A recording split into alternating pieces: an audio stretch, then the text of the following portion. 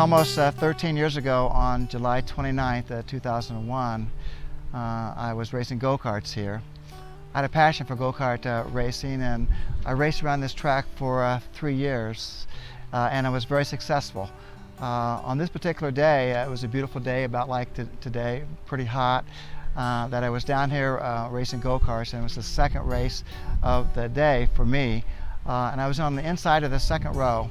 And we came out of here, and we were going probably about 65 miles an hour in those little go-karts. And unfortunately, the cars in front of me started spinning. So I made a quick turn to the right, and then another quick turn to the left, but unfortunately, my kart also started spinning.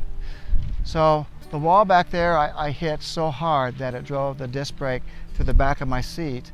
I was thrown out of my kart. Almost all my ribs were broken.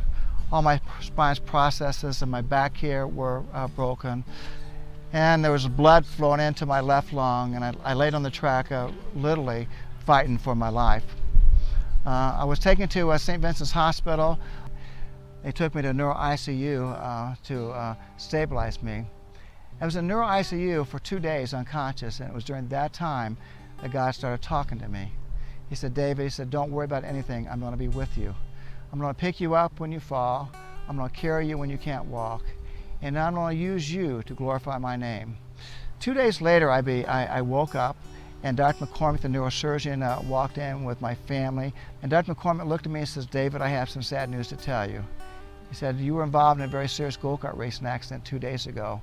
And you had multiple injuries, but one of the most serious injuries was that you injured your spine. In fact, it was severed, and you're going to be paralyzed for the rest of your life."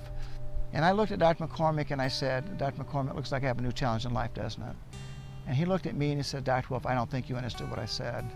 I said, "No, Dr. McCormick, you didn't understand what I said."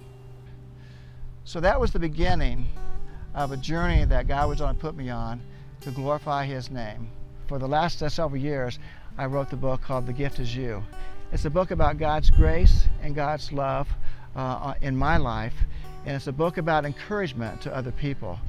So God used me to help others in the time of their disappointment and tragedy in life, also to encourage them.